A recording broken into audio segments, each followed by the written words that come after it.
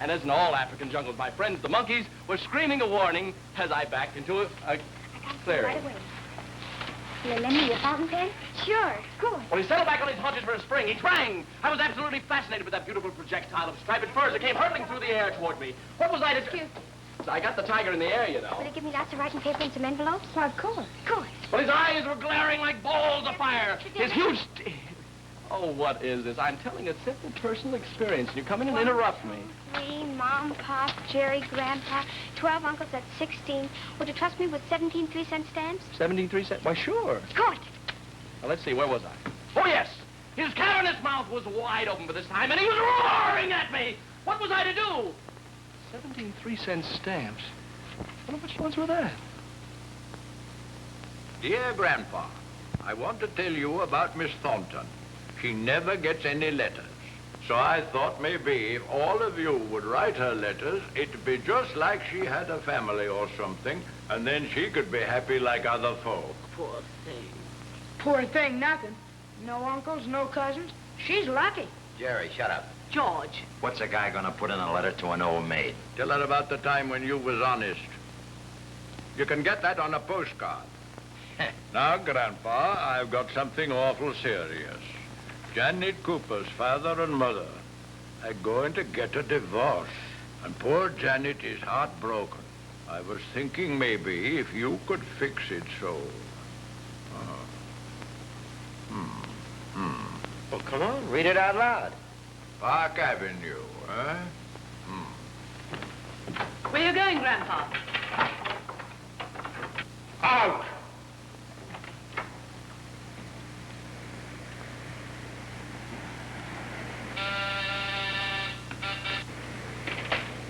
Is Mr. Cooper's home? Have you an appointment?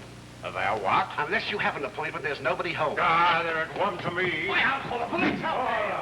Outrageous. Preposterous. I am not deaf. You don't have to shout at me, Mr. Cooper. Then why don't you answer me? Any questions you may have will please be addressed to my attorney. I'll talk to my wife if I want to, Mrs. Cooper. Mr. Fisher, will you please tell him to get on with the divorce business? There are a few added requests, Mr. Cooper. I think you will find them... Talk to my attorney. I won't read it. Tell her it's a magnificent legal document, and I'll sign it. I'm agreeable to anything. Stop it, Franklin, stop it. You're just talking. You read this? Yes, sir. I'm being fair, am I not? Yes. More than fair, am I not? Indeed you are. And the newspapers won't call me a cad? The newspapers won't know.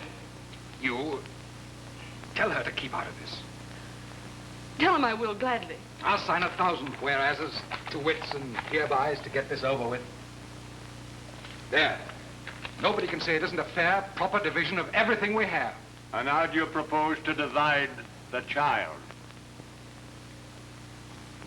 Who are you? Sit it down. I'll tell you when we're alone. Get out of here, both of you. As Mr. Cooper's attorney, I object. As Mrs. Cooper's attorney, I object. And I object to you. Get out, both of you. Attorneys. Homes legally broken up for specialty. Get out, both of you, before I start specializing in skull breaking. Mrs. Cooper! Mr. Cooper, get out! The Coopers have nothing to do with this. They're going to see the child they haven't got any respect for. Who hasn't got respect? Huh. Is he always like that? Frankly, yes. Get out of this house, do you hear? All right, all right. I thought you might be interested in your daughter's condition. I might have known that when people are getting a divorce, they only think of themselves. You mean Janet's ill? Well, it ain't jaundice, and it ain't measles. It's sort of brown spots at the end of her nose.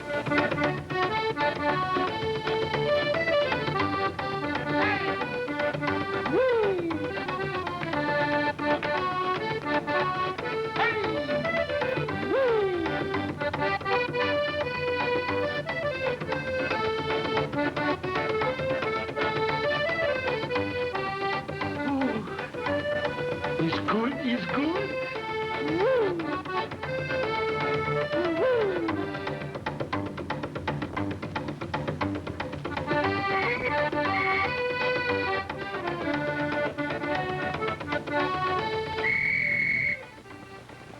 Sign up for the big race.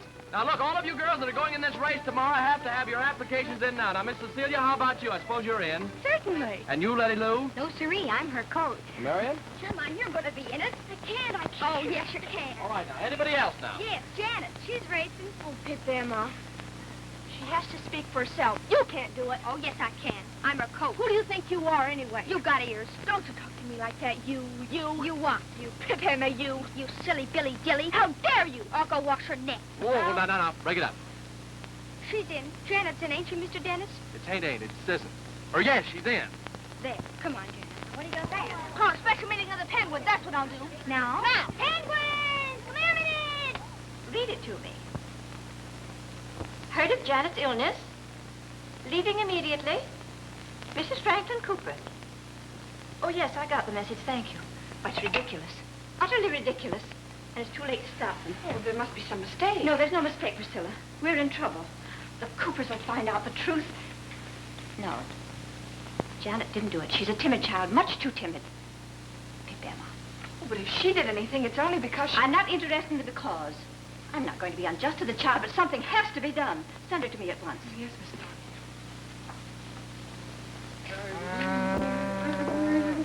What is this for Miss Johnson?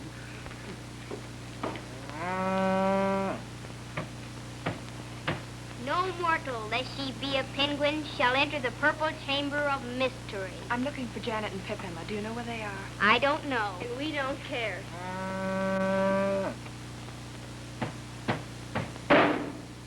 And now that we have emerged from the darkness, be seated. Will the penguin of the left flank please read the charges? She put popcorn in Claudine's bed. Did it hurt, wing member? It sure did. She had Tolio's boys dress up like ghosts and scare us. She complained about the food. Said anybody who didn't like fried potatoes and onions was cracked. And now comes the worst part of all. She wore Janet's uniform when she thought nobody was looking. That is unforgivable. What about Janet? She let her. We'll take care of her later. All in favor of sending Pip Emma back home tomorrow, say aye. Aye! Contrary-minded, no. No? Good. I know you know best, but I think it's unfair of you to expect her to change so quickly. So do I. You're out of order. Now let's continue. The winner of the swimming race will be the new president of the Penguins. But that means Cecilia will be president again. Any objections? No. This time you put your face right down the water. Roll your head to one side and breathe through your mouth. Now, kick your feet like an egg. Dig in and pull back. Dig in and pull back. Dig in and pull back. It sounds easy, but it's awfully hard to do. Not if you try it, ain't. And if I'm going to be your coach, we're going in for training. You're going to eat what I tell you to, and no ice cream. If Emma, if I win, I'll make you vice president of Purple Order of Penguins, and you'll have uniform and everything. Do you really think my father and mother will come? My grandpa never fails. And here we go again. No penguin, unless she is a mortal, and pass through this portal. You said it wrong. I didn't. I'd like to talk to you, Pip Emma. Yes, sir? Keep in the mood. So it was your grandfather who told the Coopers that Janet was ill. And they're coming up? But that's not the point. Why did you do it? Well, Janet, she's little, she is, and her folks don't love her. She's got a complex. I thought maybe if we could, or I mean, if they could see her win the race, they'd love her. But that's just making it harder for Janet. Nobody can beat Cecilia. Oh, but Janet's got to win. Gee whiz. I hope she does.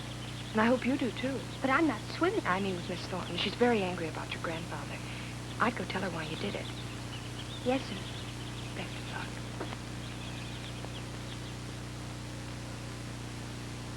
Sit down. When I was working the Ringling Brothers show, I met a fellow in Terre Haute with 3 thumbs. I said to myself... Uncle Dan. Yes. Your mother, father, little Jerry, all letters for me. I'd like to meet your family very much. Would you? Would you really? Is that what you wanted to see me about? Yes. Hello. What? Just hello. Hello. Bye. Miss Thornton will tell her all right. Doesn't my father pay her? She's up to something. Keep an eye on her. They won't let him out till he tells where it is. And he won't tell where he hid it until they let him out. Miss Thornton? Yes, Cecilia. Looks like they have arrived at an impasse over that Ferris wheel. Miss Thornton? Of course, my dear. The Royal Order of Penguins have decided to send Pipilla back home. Really? And we want you to tell her. Really? It's her own fault. You know how she's been. Yes, I think I do. And we're not sending her home. Miss Thornton? Don't use that tone to me. Miss Thornton! You're a nice girl, Cecilia, but there are times when I feel like taking you over my knee, and this is one of them. Now get back to your room. Oh, no, you don't. You can't act this way to me. If I tell my father... Tell him. Tell him. And while you're at it, tell him I know a guy in Terre Haute with 3 thumbs. Now take that stupid look off of your face and get out of here. Oh, it's true, Father. I can hardly drag myself to the telephone. It's terrible. Yes, dear. I know, darling. Well, I'm terribly sorry, too, but you know how it is with your daddy. Say what? Cecilia. Now, wait a minute, honey. I don't want you to cry. They abuse me all the time like that. Why, they just treat me awful.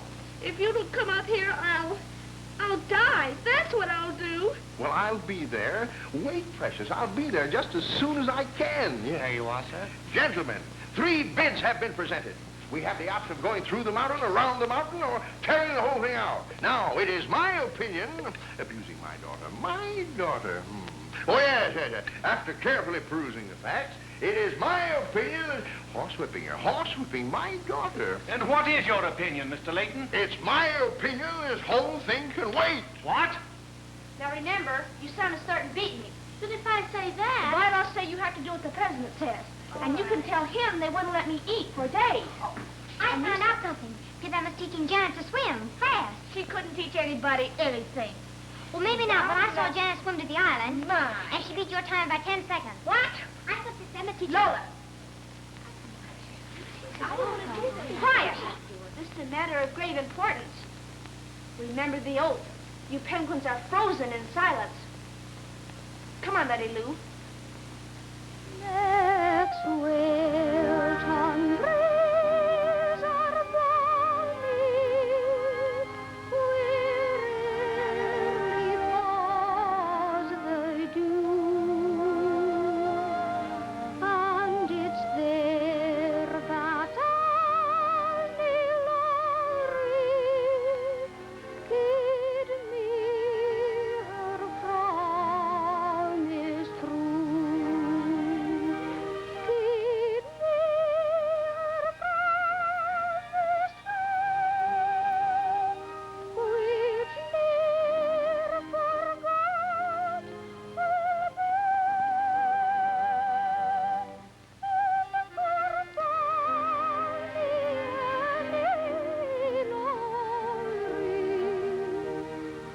I'd let me do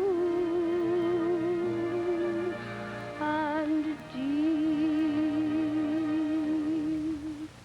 her brows like a snowdrift, her throat is like a swan, her face it is the fairest that e'er the sun shone on, that e'er the sun shone on, and dark blue is her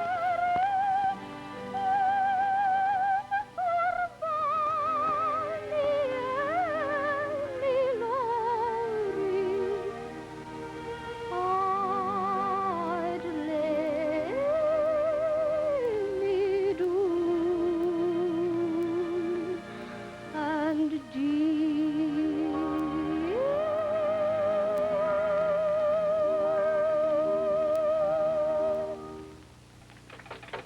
You know, way down deep, I've always liked you. This is awfully nice of you, but I'm really not supposed to eat any. Ha! Why, ice cream is the best thing in the world for you. Is it?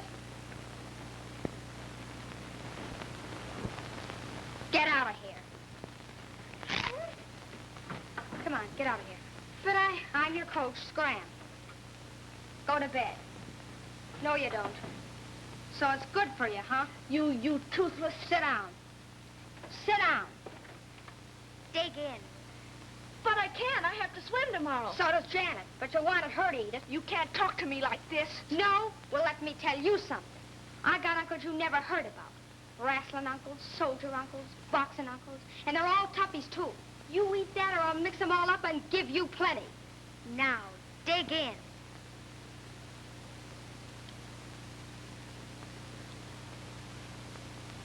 Dig in. So the mama bear said, "Who's knocking on the window?" And the papa bear said, "Who's knocking on the door?" But it was nobody. It was the little bitty bears. Up and down on the titsy tots, you know, up and down, up and down, up and down.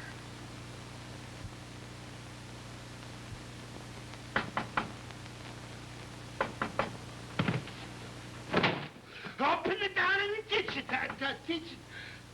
Peep Emma. Oh. Yes? I'm sorry I woke you up, but I gotta ask you a question. What do you want to know?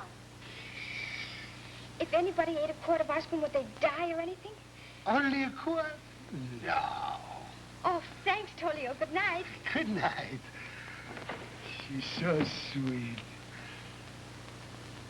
Why can't you be like that? Come on now.